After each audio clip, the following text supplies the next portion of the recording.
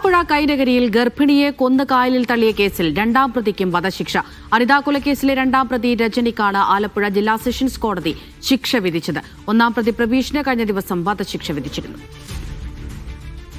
ഇസ്സത്ത് സുൽഫിക്കർ ആലപ്പുഴയിൽ നിന്ന് വിവരങ്ങൾ നൽകാനായി ചേരുന്നുണ്ട്. ഇസ്സത്ത്, കഴിഞ്ഞ ദിവസം ഒന്നാം പ്രതിക്ക് കോടതി ശിക്ഷ വിധിച്ചിരുന്നു, രണ്ടാം പ്രതിക്കും വധശിക്ഷ തന്നെയല്ലേ?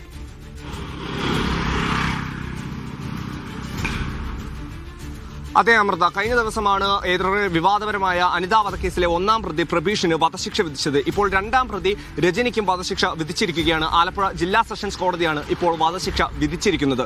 2021 വിവാദപരമായ ഈ ഒരു സംഭവം ഉണ്ടാകുന്നത്. ഗർഭിണിയായ അനിതയെ കാമുകനായ പ്രബീഷും അതുപോലെ തന്നെ തന്റെ കൂട്ടുപ്രതിയായ രജനിയും കൂടി കൊലപ്പെടുത്തി കായലിൽ തള്ളുകയായിരുന്നു.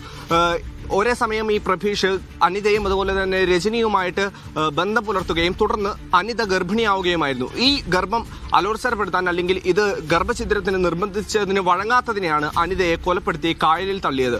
ഇപ്പോൾ ഈ കേസിന് ഏറ്റവും നിർണായകമായത് രജനിയുടെ അമ്മയുടെ മൊഴിയാണ്. അതായത് രണ്ടാം പ്രതിയുടെ അമ്മയുടെ മൊഴിയാണ് ഈ കേസിന് ഏറ്റവും നിർണായകമായത്.